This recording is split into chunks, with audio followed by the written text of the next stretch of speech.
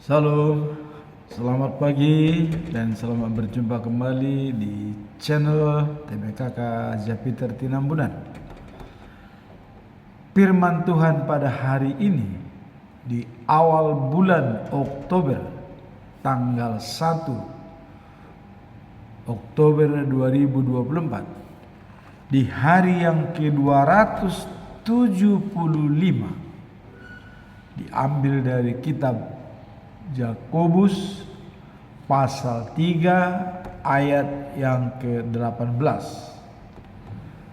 dengan perikop kebijaksanaan yang datang dari atas.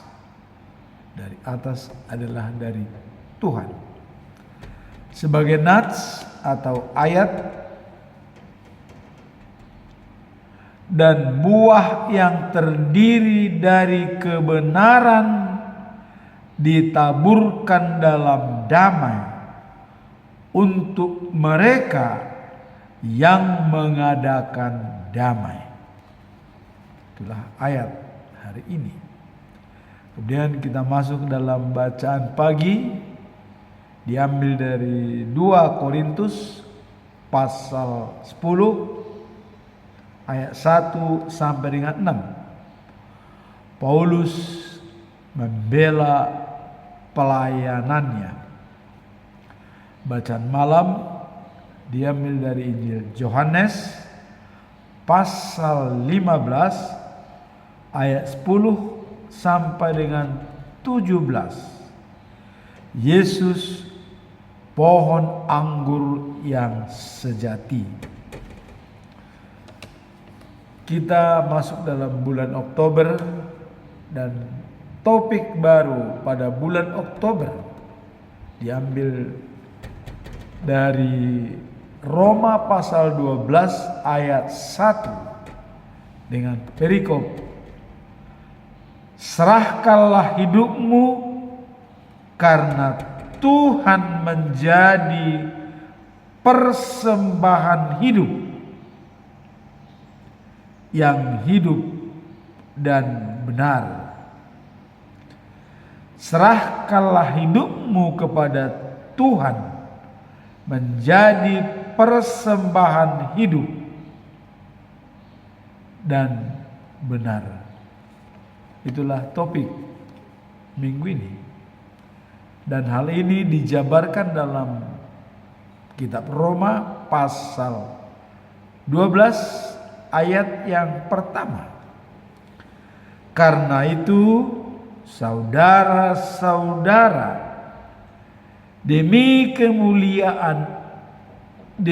kemurahan Allah, aku menasihatkan kamu supaya kamu mempersembahkan tubuhmu sebagai persembahan yang hidup, yang kudus, dan yang berkenaan kepada Allah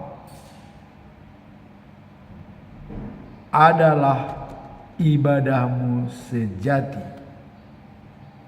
Saya baca sekali lagi. Karena itu, saudara-saudara, demi kemurahan Allah, aku menasihatkan kamu supaya kamu mempersembahkan tubuhmu sebagai persembahan yang hidup, yang kudus, dan yang berkenaan kepada Allah. Itu adalah ibadahmu sejati. Jadi di sini dikatakan ibadah sejati. Apa itu ibadah sejati? Dari kita, daging kita, diri kita menjadi persembahan yang hidup dan benar. Jadi tubuh kita merupakan persembahan yang hidup dan benar. Daud Mazmur 36 ayat 6 mengatakan demikian, kebajikan dan kemurahan belaka akan mengikuti aku seumur hidupku, dan aku akan diam dalam rumah Tuhan sepanjang masa. Rumah Tuhan adalah diri Daud. Tadi Paulus menyarankan kepada jemaat di Rom, persembahkanlah dirimu sebagai persembahan hidup bagi Tuhan. Dan di sini Daud mengatakan, aku diam sepanjang masa di rumah Tuhan, karena dirinya adalah rumah Tuhan. Nah, kemudian perikop hari ini yaitu kebijaksanaan datang dari atas. Apa yang dimaksud dengan kebijaksanaan datang dari atas? Itu merupakan anugerah dari Tuhan Allah. Dan buah kebenaran ditaburkan dalam damai untuk mereka yang melakukan damai. Jadi hanya bagi mereka yang menginginkan kedamaian ditaburkan benih damai. Ya. Perikop ini menggambarkan pentingnya kebijaksanaan yang berasal dari Tuhan. Jadi menggambarkan perikop ini bahwa pentingnya kebijaksanaan berasal dari Tuhan, yang bukan hanya menghasilkan pengetahuan, tetapi juga tindakan yang membawa perdamaian dan keadilan. Jadi kebijaksanaan yang datang dari Tuhan itu bukan hanya pengetahuan, tetapi adalah membawa perdamaian dan keadilan. Itulah yang datang dari Tuhan, yang datang dari atas. Kebijaksanaan datang dari Allah, pengetahuan, perdamaian, dan keadilan.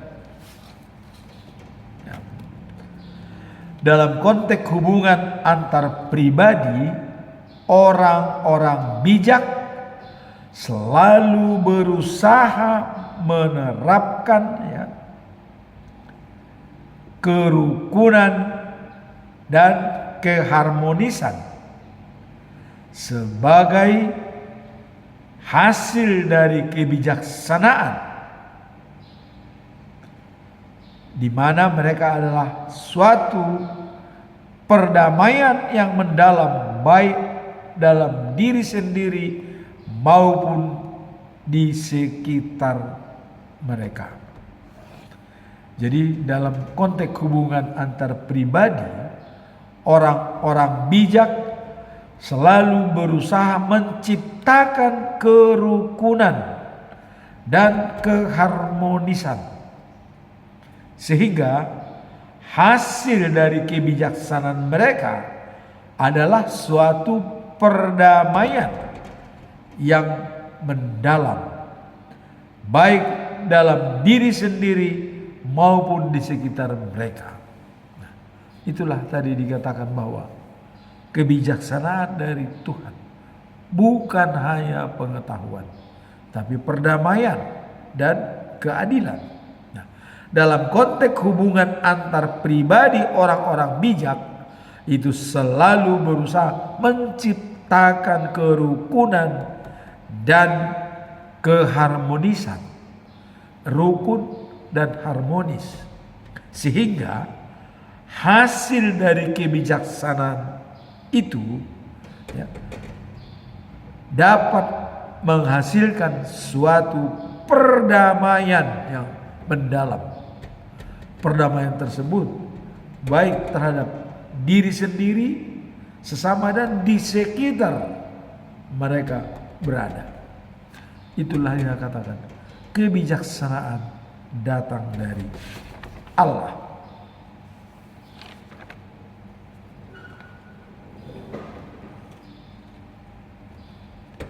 Kemudian bagaimana orang yang bijak dan kebahagiaan yang didapat oleh orang bijak setelah terciptanya perdamaian dan keadilan sesama mereka dan juga dengan diri sendiri.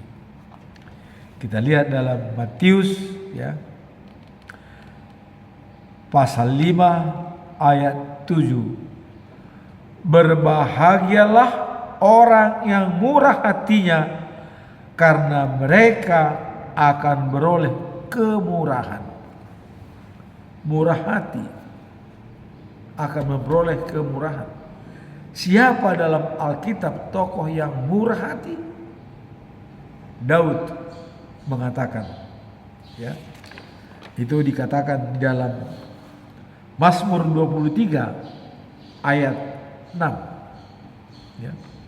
Kebajikan dan kemurahan belaka akan mengikuti aku seumur hidup.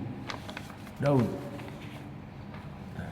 Dalam Matius 5 ayat 7, berbahagialah orang yang murah hatinya, karena mereka akan beroleh kemurahan.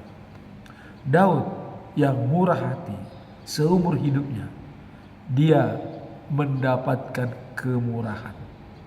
Sehingga Allah langsung menjanjikan kepada Daud, dari keturunanmu, anak kandungmu sendiri akan menjadi membangun bait suci bagi saya, kata Tuhan, Raja Salomo.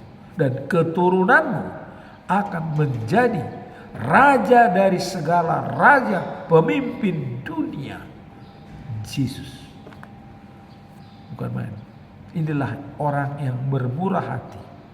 Karena Daud sudah mengatakan, kebajikan dan kemurahan belaka mengikuti hidupku seumur hidupku, dan berada di rumah Tuhan sepanjang masa. Bukan main. Maka dikatakan dalam Matius 5 ayat 7, berbahagialah orang yang murah hatinya, karena mereka akan beroleh kemurahan. Nah, kemudian Matius 5 ayat yang ke-8, ya, yang suci hatinya akan melihat Tuhan. Siapa yang hatinya suci? Tetap jawabannya adalah Daud. Karena Daud mengatakan, aku berada sepanjang masa di rumah Tuhan. Rumah Tuhan adalah dirinya. Dirinya menjadi persembahan yang hidup, yang suci. Berbahagialah orang yang suci hatinya, karena dia akan melihat Tuhan. Jadi orang-orang yang suci itu melihat Tuhan, baik dalam spiritual dirinya, dia akan melihat Tuhan yang suci hatinya. Nah, kemudian tadi dikatakan bahwa kebijakan dari Tuhan bukan hanya pengetahuan, tapi perdamaian dan keadilan. Dalam Matius 5 ayat 9 dikatakan, berbahagialah orang yang membawa damai, karena mereka adalah anak-anak Allah. Jadi siapa yang membawa damai, dia adalah anak-anak Allah. Itulah yang merupakan kebijaksanaan dari Tuhan Allah. Nah, kemudian bagaimana kita menjabarkan hal tersebut? Yesus mengatakan, waktu berkhotbah di bukit, dalam Injil Matius pasal 5 ayat 13. Jadilah garam dunia. Apa itu garam dunia? Berhubungan baik dengan sesama. Garam adalah untuk membuat makanan awet, untuk membuat makanan enak, untuk membuat semua hidangan itu harmonis. Diartikan seperti itu, jadilah garam dunia. Kita menjadi penyegar hubungan antar sesama, membuat kesejukan di dalam toleransi berhubungan antar agama, antar bangsa, antar negara, antar sesama manusia. Keharmonisan itulah merupakan firman Tuhan hari ini. Dikatakan bahwa kebijaksanaan datang dari atas, dan kebijaksanaan itu adalah pengetahuan, perdamaian, dan keadilan. Nah, kemudian berbahagialah orang yang membawa damai, karena dia adalah anak-anak Allah. Dan berbahagialah orang yang murah hatinya, karena dia akan mendapat kemurahan. Dan berbahagialah orang yang suci hatinya, karena dia bisa melihat Tuhan. Seperti Daud, aku berada sepanjang masa di rumah Tuhan. Nah, kemudian pesan Yesus Matius 5 ayat 13, jadilah garam dunia, yang bisa membuat harmonisasi hubungan antar sesama, dan juga menjadi bisa role model di dalam setiap pergaulan dan hubungan kita. Jadilah pengikut Tuhan yang setia dan yang sejati. Dan ibadah sejati pada hari ini akan kita lihat di dalam perikop berikut, ya. Nanti kita lihat di dalam bacaan pagi dan bacaan malam. Nah, maka pesan moral daripada perikop kebijaksanaan dari Tuhan, anugerah dan keselamatan adalah hadiah dari Tuhan. Begitu besar kasih setia Allah pada dunia ini, sehingga Dia mengirimkan anaknya yang tunggal, Tuhan Yesus Kristus, supaya orang yang percaya kepadanya memperoleh hidup yang kekal dan tidak binasa. Kita masuk dalam bacaan pagi, diambil dari 2 Korintus pasal 10 ayat 1 sampai 6. Paulus membela pelayaannya. Apa makna perikop Paulus membela pelayaannya? Paulus membela pelayaannya dengan menekankan bahwa dia memiliki otoritas dari Kristus. Kenapa dia memiliki otoritas dari Kristus? Karena yang memilih Paulus adalah Kristus.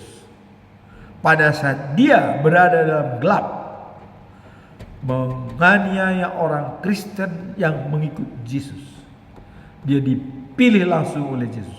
Paulus, kabarkan firman-Ku. Maka Paulus mengatakan, membela diri dia dalam melayani firman Tuhan, punya otoritas dari Kristus. Apakah kita juga sama dengan Paulus, mempunyai otoritas dalam pekabaran firman Tuhan? Mari kita jawab dalam diri kita masing-masing. Apakah sudah layak kita mendapat otoritas pelayanan dari Tuhan? Hanya Tuhan yang tahu, dan kita sendiri pengalaman kita bersama dengan Tuhan. Nah, dalam hal ini menekankan bahwa dia memiliki otoritas dari Kristus. Nah, dalam ayat tersebut Paulus menanggapi kritik dan penentangan yang dialaminya dengan pendekatan yang lembut. Jadi Paulus menghadapi kritik dan tantangan dari jemaat, dia mengadakan approach making dengan lembut, namun tegas. Ketegasan itu dia memberitakan firman Tuhan sesuai dengan otoritas yang diterimanya dari Kristus, menunjukkan bahwa meskipun ia menghadapi kecaman, ia tetap berdiri di atas kebenaran dan panggilannya sebagai rasul, sebagai perintah dari Yesus Kristus. Jadi dia tetap memakai aturan panggilan terhadap dirinya oleh Yesus. Walaupun dikatakan dia adalah lembut berhadapan dengan orang, tetapi dia keras apabila mengirim surat, tapi dengan otoritas dari Kristus. Kemudian 2 Korintus 10 ayat yang pertama seperti ini. Karena itu Paulus yang dengan lemah lembut dan penuh rasa hormat memperingatkan kamu tentang hal aku yang ketika berhadapan muka dengan kalian, tetapi ketika jauh berani terhadap. Apa makna perikop ini? Paulus mengatakan kalau dia berhadapan muka dengan jemaat, dia lemah lembut. Tapi kalau dia mengirim surat, dia berani mengatakan yang keras dan tegas.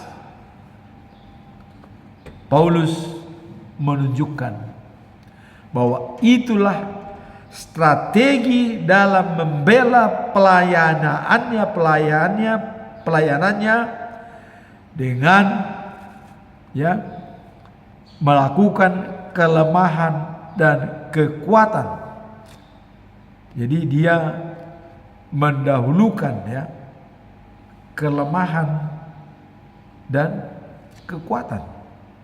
Nah, jadi dia berikan lemah lembut supaya ciri khas Yesus ditunjukkan kepada orang, dan juga kekuatan kalau dia berada dalam jarak jauh, tidak berhadapan muka. Dia berani mengatakan yang sebenarnya, sebab orang akan berpikir waktu membaca, tapi apabila kita bertatap muka memberikan sesuatu yang keras, orang tidak sempat berpikir karena langsung bisa reaktif, tidak memakai tempo respon, stop dan untuk merespon. Stimulus langsung ditanggapi. Apabila berhadapan tatap muka, maka Paulus mengusahakan dia lembut menyampaikan. Tapi apabila dia jauh, dia mengatakan dengan tegas yang benar dengan tulisan. Karena orang sempat akan memakai logika berpikir dalam merespon stimulus karena tertulis dan bisa dibaca, sehingga bisa itulah strategi daripada Paulus, Nah, jadi dia katakan bahwa Paulus menunjukkan strategi dalam membela pelayanannya dengan mendahulukan kelemahan dan kekuatan.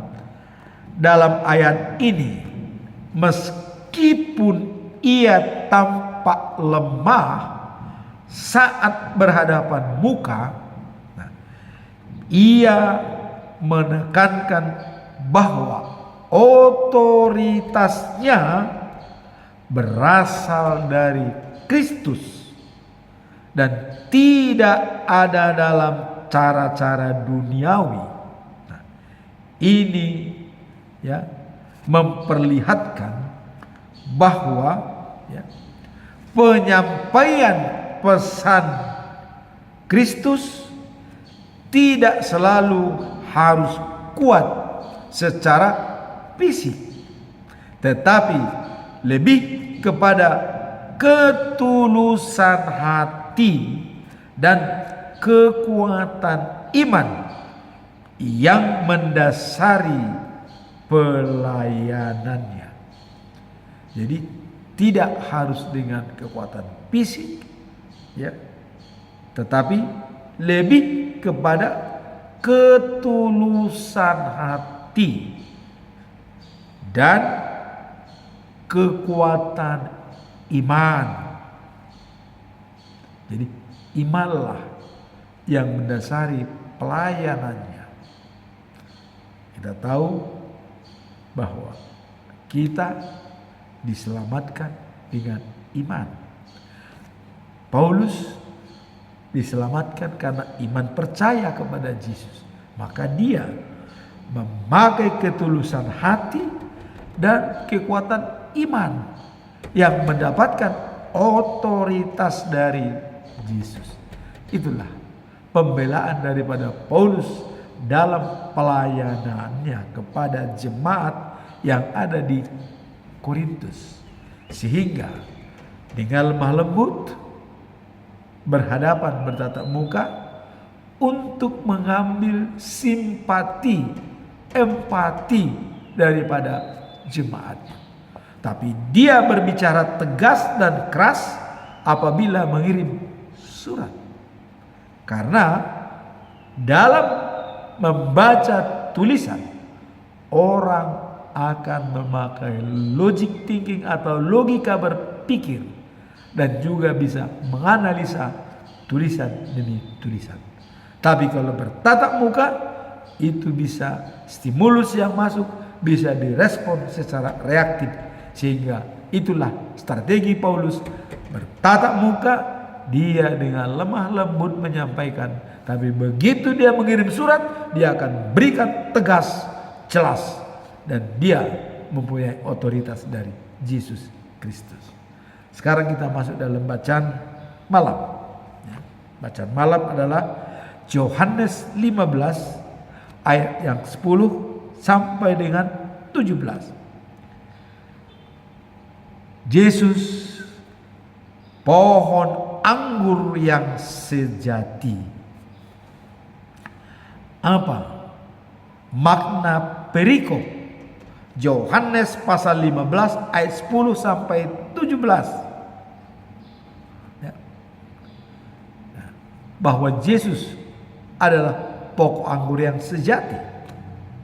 Nah, mari kita lihat.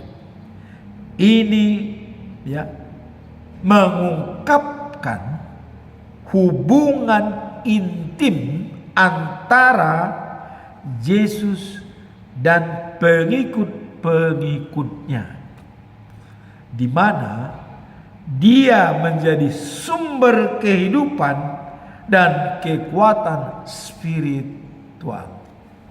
Itulah maka dikatakan, akulah pokok anggur yang sejati. Melalui penggambaran ini Yesus menekankan ya bahwa perlindungan berakar dan tinggal dalam dirinya untuk menghasilkan buah yang baik. Jadi perlindungan ya dan berakar dan tinggal di dalam dirinya baru bisa untuk menghasilkan buah yang baik. Jadi perlindungan berakar dan tinggal pada diri Yesus. Nah, dalam ayat 5 Yesus mengatakan, akulah pokok anggur, kamu adalah rantingnya. Barang siapa tinggal dalam aku dan aku di dalam dia, ia berbuah banyak. Sebab di luar aku kamu tidak dapat berbuat apa-apa.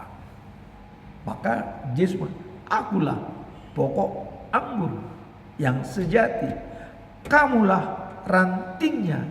Maka aku harus berada di dalam kamu, kamu juga berada di dalam aku, supaya kamu bisa berbuah. Ranting tanpa menempel dalam pokok, apakah bisa berbuah? Tidak, tidak akan berbuah. Maka Yesus mengatakan, akulah pokok anggur, kamulah rantingnya. Maka kamu berada dalam diriku, diriku berada dalam dirimu, kamu akan dapat berbuah banyak. Tanpa pokok anggur, ranting tidak bisa berbuah.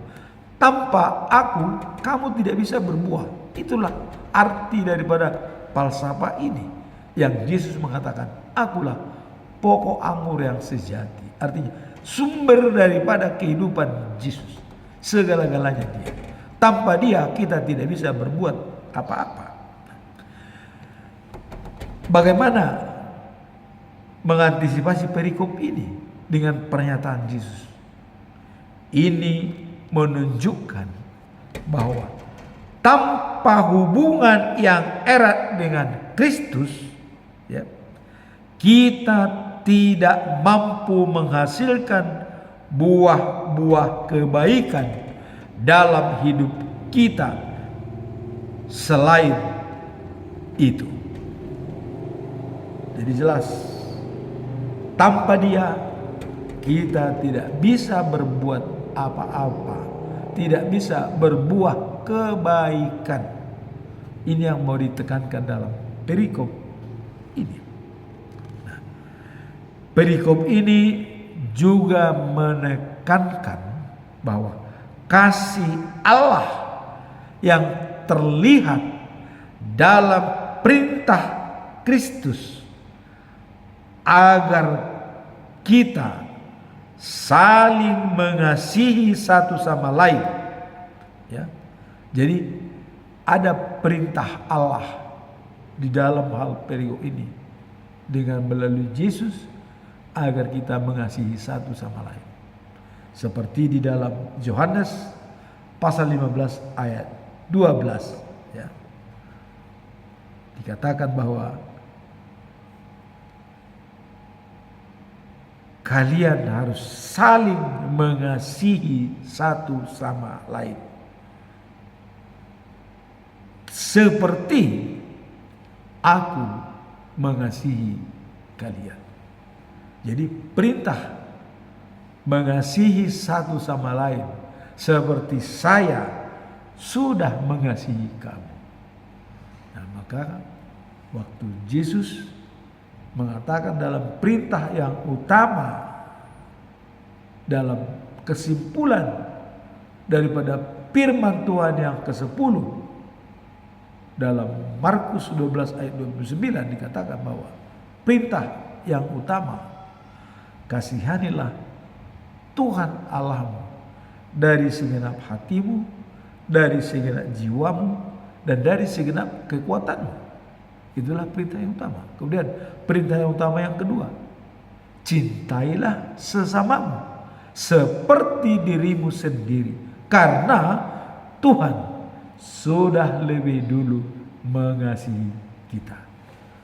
Nah sekarang, apabila Tuhan berada dalam diri kita dan kita berada dalam diri Tuhan, kita dapat menghasilkan buah kebaikan. Apa buah-buah kebaikan itu? Itulah yang dikatakan dalam Galatia pasal 5 ayat 22. yaitu buah-buah roh. Apa itu buah-buah roh?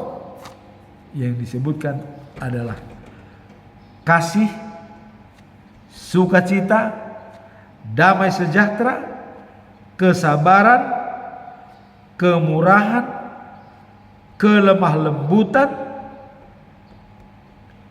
dan kesetiaan, dan kebaikan, dan penguasaan diri. Inilah buah-buah roh, buah-buah yang bisa kita hasilkan apabila kita bersama dengan Yesus dan Yesus bersama dengan kita akan menghasilkan buah-buah roh. Kemudian bagaimana dengan penguasaan diri? Ini ditekankan dalam Amsal pasal 16 ayat 32. Dikatakan, orang sabar melebihi seorang pahlawan, dan orang menguasai diri melebihi seseorang yang menaklukkan sebuah kota.